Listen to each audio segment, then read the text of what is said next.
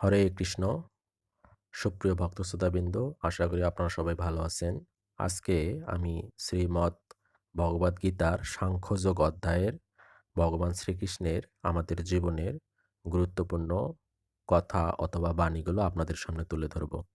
তার আগে আপনারা যদি আমার চ্যানেলে নতুন হয়ে থাকেন তাহলে চ্যানেলটি অবশ্যই সাবস্ক্রাইব করুন, যাতে ভগবান শ্রীকৃষ্ণের বাণীগুলো আপনাদের সামনে আপনাদের কাছে পৌঁছায় দিতে পারি।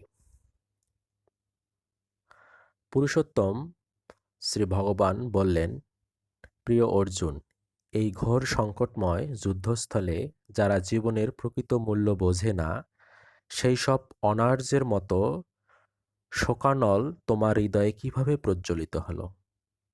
এই ধরনের মনোভাব তোমাকে স্বর্গলোকে উন্নীত করবে না, পক্ষান্তরে তোমার সমস্ত যশরাশি বিনষ্ট করবে। যশরাশি মানে হচ্ছে তার মান সম্মান, যে খ্যাতিগুলেন সেগুলেন সকলেই বিনষ্ট করবে। ভগবান শ্রীকৃষ্ণ আবার বলিলেন, হে পার্থ, এই সম্মান হানিকর ক্লীবতের বশবর্তী হয় না। এই ধরনের আচরণ তোমার পক্ষে অনুচিত। হে পরন্তপ, হৃদয়ের এই ক্ষুদ্র দুর্বলতা পরিত্যাগ করে তুমি উঠে দাঁড়াও। অর্থাৎ আমাদের সংসারে আমরা অনেক সময় কোনো একটা জিনিস না পেয়ে অথবা ব্যর্থ হয়ে ভেঙে পড়ি। ভগবান শ্রীকৃষ্ণ সেই ব্যর্থ হইতে অথবা সেই কাপুরুষতার মধ্যে আচরণ করতে আমাদের নিষেধ করেছেন। অর্থাৎ আমাদের আবার শক্তি সঞ্চয় করে আমাদের সেই প্রতিকূলতার বিরুদ্ধে দাঁড়াতে হবে অথবা লড়াই করতে হবে। ভগবান শ্রীকৃষ্ণ অর্জুনকে সেই কথাই বললেন।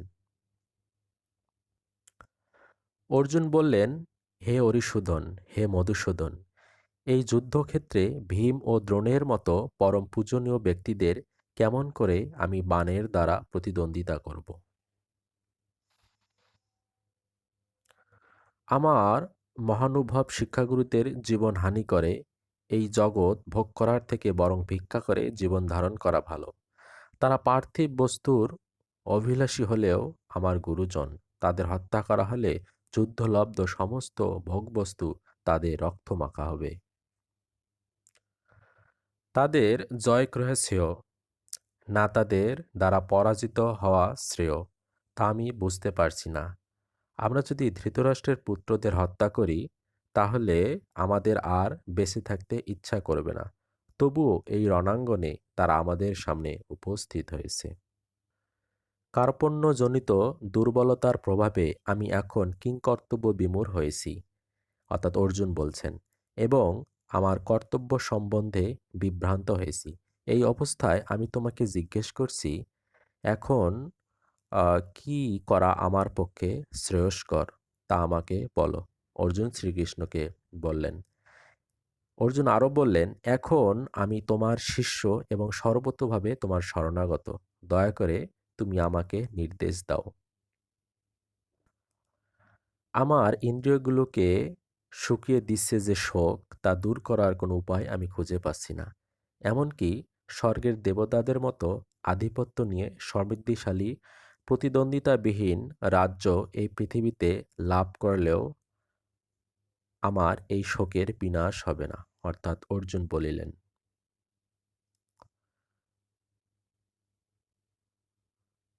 সঞ্জয় বললেন, এভাবে মনোভাব ব্যক্ত করে গুড়াকেশ অর্জুন তখন ঋষিকেশকে বললেন, হে গোবিন্দ, আমি যুদ্ধ করব না।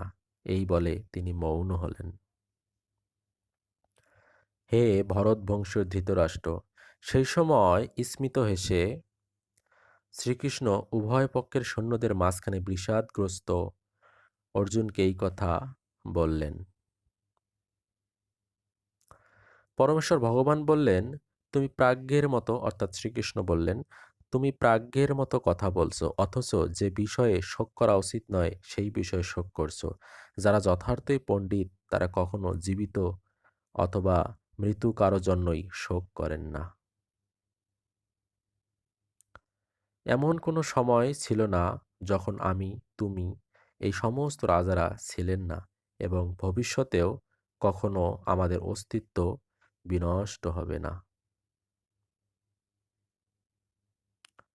দেহীর দেহ যেভাবে কৌমার, যৌবন ও জরার মাধ্যমে তার রূপ পরিবর্তন করে চলে, মৃত্যুকালে তখনই ওই দেহী আত্মা, অর্থাৎ দেহী মানে আত্মা, এক দেহ থেকে অন্য কোনো দেহে দেহান্তরিত হয়। স্থিতপ্রজ্ঞ পণ্ডিতেরা কখনো এই পরিবর্তনে মুহ্যমান হন না। ভগবান শ্রীকৃষ্ণ আবার বলিলেন, হে কৈন্তেয়,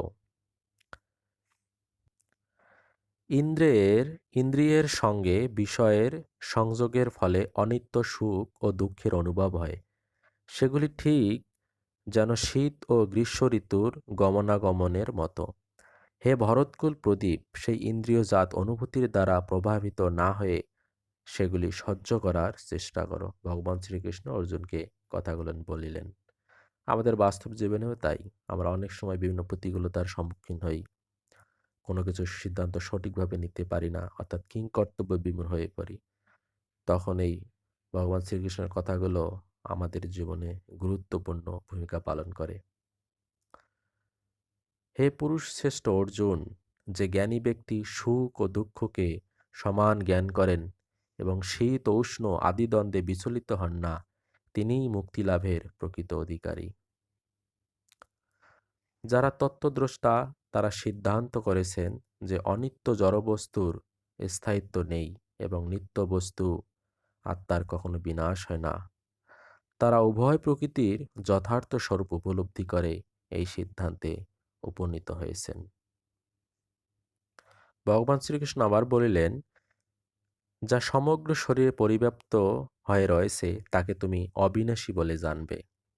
সেই অব্যয় আত্মাকে কেউ বিনাশ করতে সক্ষম নয়। অবিনাশী, অপরিমেয় ও শাশ্বত আত্মার জড়দেহ নিঃসন্দেহে বিনাশশীল। অতএব হে ভারত, তুমি শাস্ত্র বিহিত স্বধর্ম পরিত্যাগ না করে যুদ্ধ করো। যিনি জীবাত্মাকে হন্তা বলে মনে করেন কিংবা যিনি একে নিহত বলে ভাবেন, তারা উভয়ই আত্মার প্রকৃত স্বরূপ জানেন না, কারণ আত্মা কাউকে হত্যা করেন না এবং কারো দ্বারা নিহতও হন না। আত্মার কখনো জন্ম হয় না বা মৃত্যু হয় না, অথবা পুনঃ পুনঃ তার উৎপত্তি বা বুদ্ধি হয় না। তিনি জন্মরহিত, শাশ্বত, নিত্য এবং পুরাতন হলেও চিরনবীন। শরীর নষ্ট হলেও আত্মা কখনো বিনষ্ট হয় না। সুপ্রিয় দর্শক শ্রোতাবৃন্দ, আহ, আজকে এ পর্যন্তই।